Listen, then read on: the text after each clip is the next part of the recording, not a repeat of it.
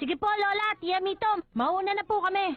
Ang tagal mong nawala, Gon. Aalis ka na naman ba uli? Sigurado ba kayo na wala kayong nakalimutan? Ilang beses nyo nang tinanong sa amin yan eh. Hindi na kami mga bata. Hindi na nga kayo mga bata. Bakit kailangan pa namin kayong gisingin sa umaga? Eh. Ha? Gon, sumulat ka sa amin. Pangako ka, asahan namin yan. Opo. Sulat? Ba't hindi na lang email? Mas madali, tsaka mas mabilis. Hindi, kailangan sulat. Mas maganda kapag sulat. Ikaw rin sulatan mo kami. Ano? Ako rin? Oo. Susulat ako. Sa kaaway lang ako gumagawa ng sulat at saka pagbabanta ang laman. Huh? Banta sa buhay. Nagbibiro lang po siya! Naalala ko na! Marunong nga pala akong sumulat ng chain letter. Yung puro kamalasan. Pasensya na po kayo. Puro talaga biro ito si Kiluwa ngayon eh. Di ba Kiluwa, ha? Oo. Nakakatawa, no? Pasensya na. Hindi ko kasi maintindihan. O siya, sumulat kayo. Huwag kalimutan. Opo! At siya nga pala, Kiluwa. Bumisita kayo ulit ni Gon, ha? Maghihintay kami dito. Sana makita namin kayong dalawa uli. Nakakatuwa kayo. Mangako ka.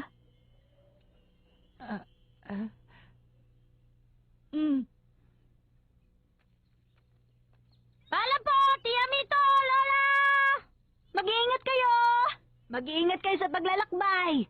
Makakaasa po kayo! Babalik po kami dito! Sige! Ang laki ng pinagbago niya mula nang umalis siya para kunin ang hunter exam. Malaki na siya, ano, Mito? Oo nga pala.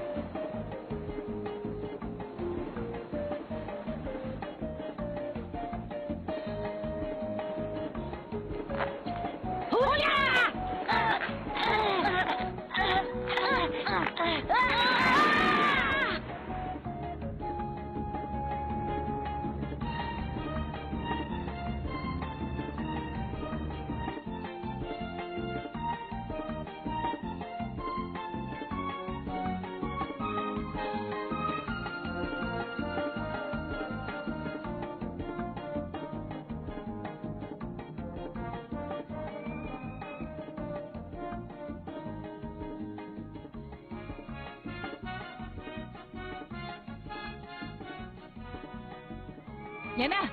Ang address galing sa kapatid ko. Akala ko kalapati, lawin pala. Ang address lang naman ang kailangan natin eh. Mapupuntahan na natin yung website na pang-hunter lamang. Nandun ba sa website ang tungkol sa Grid Island? Oo!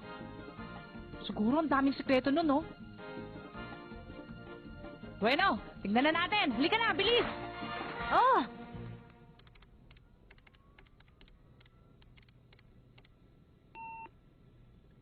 Eto na. Aha, ito pala ang hunter website, ah. Oh! Gon, paki-encode naman yung license number at saka license card, oh. Oh!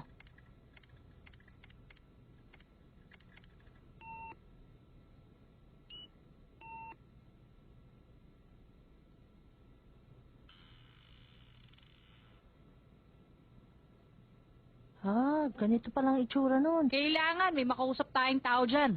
Subukan mo nga. Para kasing RPG yan, eh. O sige. Kung naghahanap ka ng kaibigan, makakatulong ako. Siya ang moderator. May mensahe ka ba? Siya naman ang message board. Subukan mo nga doon sa bartender. Ayun, oh. O sige. Ano ang kailangan mo impormasyon? Siya nga. Wow naman, ang dami! Yan ang piliin mo. Sige. O, ito na.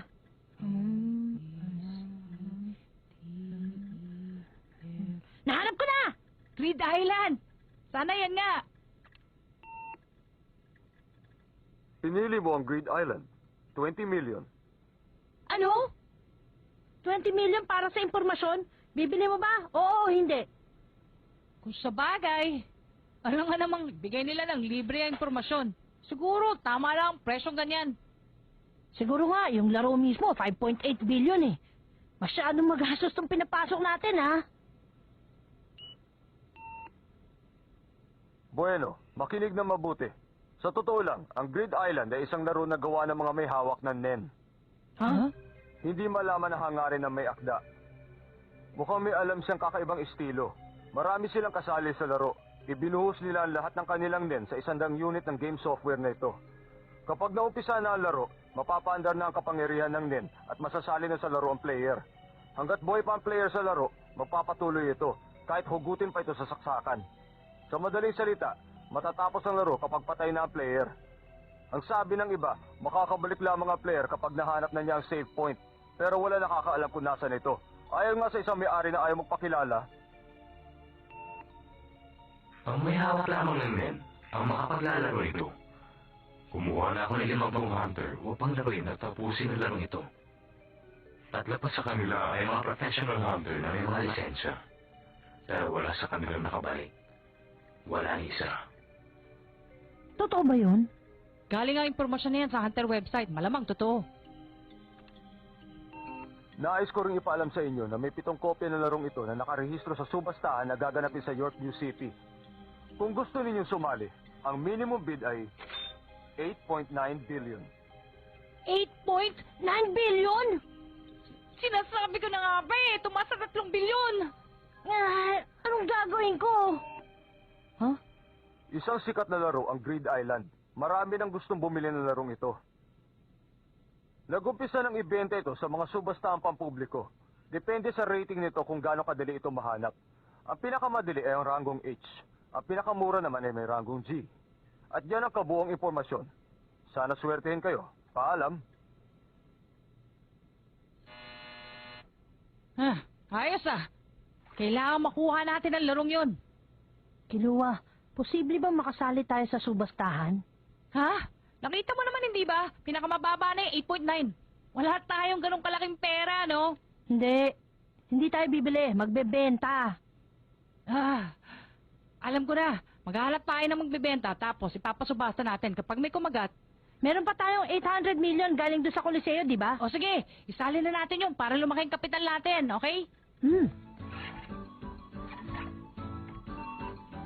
Sige, maghanap tayo ng mabibenta.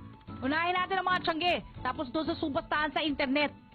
Siguradong may mahanap tayo. Sige. Level G. Ibig sabihin, kapag wala akong nakuha sa level na to, magiging imposible nang mahanap ka, di ba, Jin? Doon, may nahahanap ako dito. Papadala ko sa'yo, okay? O, sige. Mantayan mo ah. Kapag wala na sa kalahating puhunan, sabihin mo sa akin. O, sige.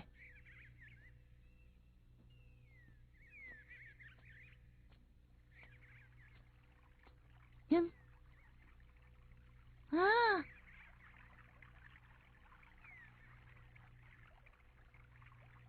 Ang sarap naman pakinggan. Ang sarap pakinggan ang tibok ng puso mo. Katunog na mga kumakatang ibon sa paligid at bumubulong na ilog. Aba, nagiba ang tono. Alam mo, yan din ang narinig ko nung una kitang makita.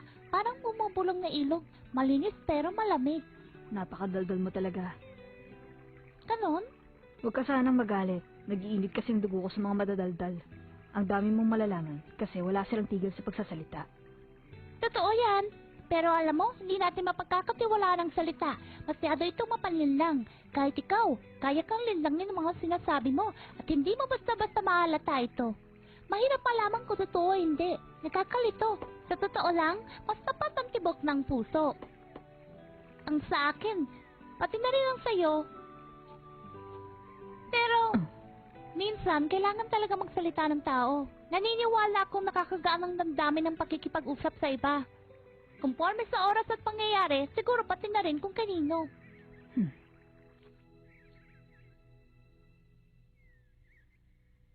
Bueno, ilabas nyo na mga nakuha ninyo at ipakita nyo na sa akin.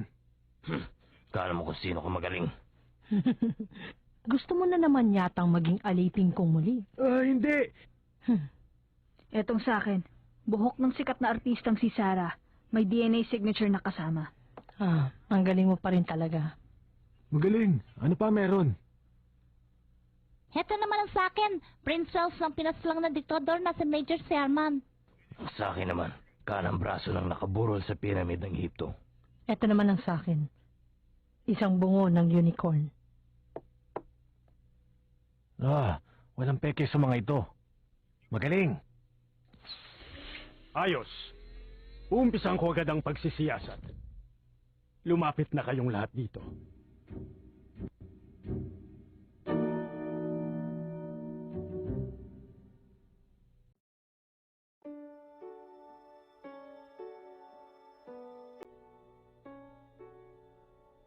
Dala-dala ko na.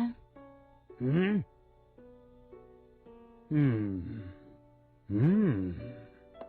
Kung sisiyasatin mo pa, dapat kanina ka pa nagpakita. Bakit kaya kumukulubot ang noo niya? Ayos. Dali na agad yan sa pinuno.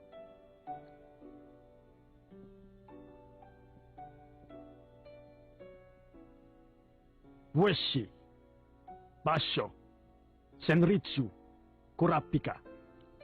Base sa huling pagsusulit at itong mga dinala nyo ngayon, pasado sa akin ang lahat ng nagawa ninyo, karapat dapat kayo. Bueno, tanggap na kayong apat. Ako nga pala si Dart Zorn, pinuno ng mga gwardya. At ngayon, bibigyan ko kayong apat ng isang assignment. At yan ay bantayan ang pinuno ng York New City. At ligtas ninyong ihatid ang pinuno sa kwarto niya sa hotel. Ibibigay ko ang mga detalye. Sumunod kayo. Mula rito hanggang sa paliparan sa liblib ng York New City, lalarga tayo sa isang pribadong sasakyan. 35 oras ang biyahe. Galing naman sa paliparan, sasakay tayo sa limousine papuntang hotel. At 1.5 oras ang magiging biyahe. Kayong apat ang pupwesto sa pinakalabas ng formation. Maliwanag ba? Sino ba yung posibleng aatake sa ating grupo? Ano ba namang tanong yan? Hindi ko sasagutin yan. Sabihin na nating masyadong marami para isa-isahin. Importanteng tao ang pinuno sa sindikato. Maraming kaaway na pwedeng magpakita doon. Hindi mo siguro ako nauunawaan. Kung may kilala ka sa may posibleng aatake, malaking tulong yan para sa atin. Kung alam natin ang motibo nila, ang pagkatao nila, at kalagayan, makakaisip tayo ng pangkontra. At kung handa sila para sa atin, makapaghahanda rin tayo para may pagtanggol ang pinuno. Ikaw ang hindi nakakaintindi. Kahit sino pa sila, kailangan nating protektahan ang pinuno. Kahit sino, kahit kailan, kahit saan at anumang paraan, yun lang ang kailangan niyong malaman. Huwag mong isipin kung sino ang aatake. Hindi na mahalaga kung sino at ilan pa sila. Basta ang gawin mo, hayaan mong sila ang mauna.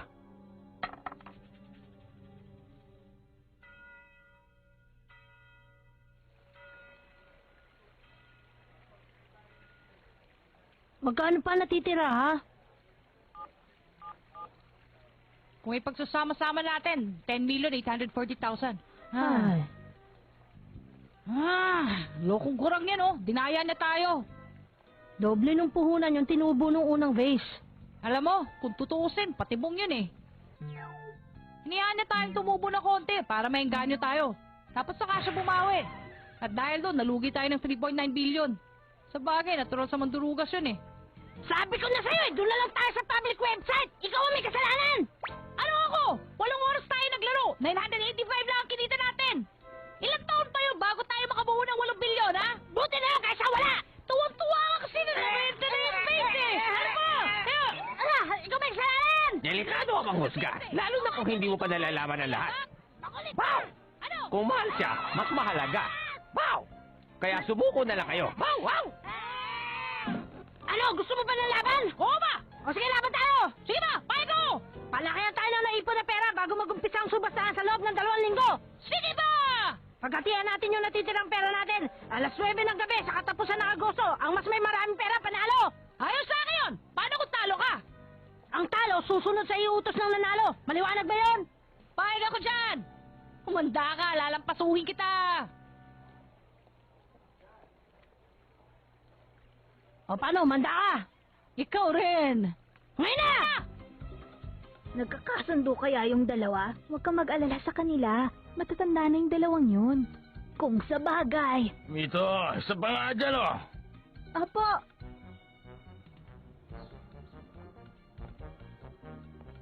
$4.9 million ang kapital ko. 5 billion ang target ko. Hindi, 10 billion na lang. Wala nang ibang paraan.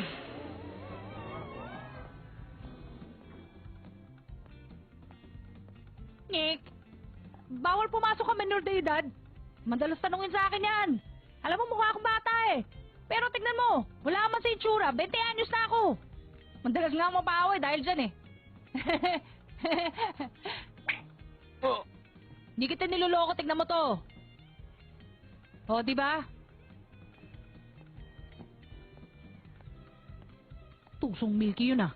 500,000 ang hiningi niya kapalit nito. Magaling, ayos na to. Kailangan ko na lang maibenta to sa ibang website. Ha? Naku naman! Si Vincent Gutierrez ang nanalo ng item number 89. Ganun pala. Kailangan maghintay sa huling sandali bago magbid. Hindi bale, matututunan ko rin to. Matingnan nga ang susunod na item.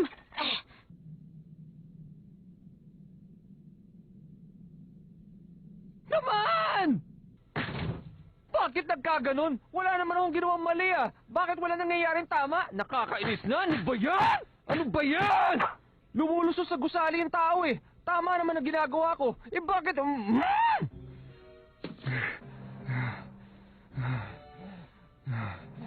Kainis! Hindi pwede. Naisan ako ng kiluha. Imposible yun. Hindi pa niya kayang gumawa ng peking laro eh. Hindi niya ako kayang gulangan. Paano kaya yun? O baka naman naloko rin siya ng iba. O di kaya ito yung totoo. Pero kung ito yung totoo, bakit hindi nauulit yung laro? Dahil ba para lang sa hunter ng laro? Pambira naman. Baka kailangan ko i-hack ang hunter site. Hindi pwede. Masyado delikado. Sana nandito si Kuya Irumi. Pwede ako makipagkutsaba sa kanya. Pambira naman, oh. Kung kailan mo siya kailangan, wala naman siya. Gusto ko malaman! Gusto ko malaman! Gusto ko malaman! Gusto ko malaman! Gusto ko malaman! Malalaman ko sikretong yan. Wala akong pakialam kung anong kapalit. 12.7 billion pa ang balanse na account ko. Kailangan ko madoble yun para manalo ang taya ko. Papa, tumaya ka na! Kailangan ko ng 15. Pahiram na 15 bilyon. Gamit ang autopilot, papuntang Ringon Airport ang sasakyang ito. Ay, 3 araw pa bago sila dumating sa subastahan. Kailan nga ba yun? Mga 10 anyos ako, nung huli nakalabas ako.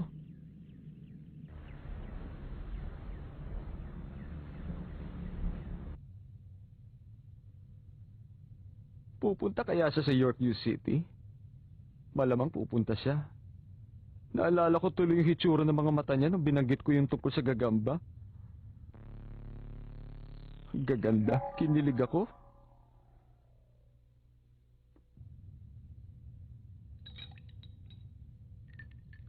Gusto kitang maging kaibigan.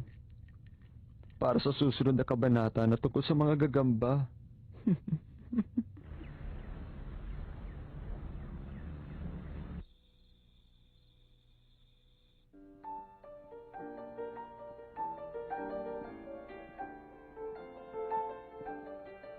Sa wakas, makikita ko na rin ang pinuno at ang York New City. Tingnan nyo. Ano yan? Hindi yan totoo. Nagkakamali ka. Yan ay totoong nilalang. Dati namin siyang kasama sa grupo. Hindi kasi siya nakinig sa aking babala. Pinagbayaran niya yun ang buhay niya. Masyado niyang inisip ang kalaban kaya nagkaganyan siya. Dahil sa bulilyasong ginawa niya, nilagay niya kami at ang pinuno sa panganib. Kaya tinapos namin siya. Kayong apat ang papalit sa taong yan.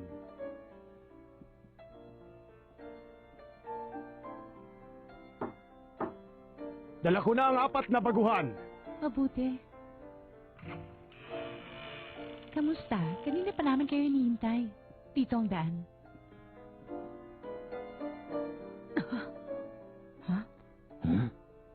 Ibinakikilala ko sa inyo ang pinuno namin na babantayan ninyo. Binibining Neon. Babae? Siya yun?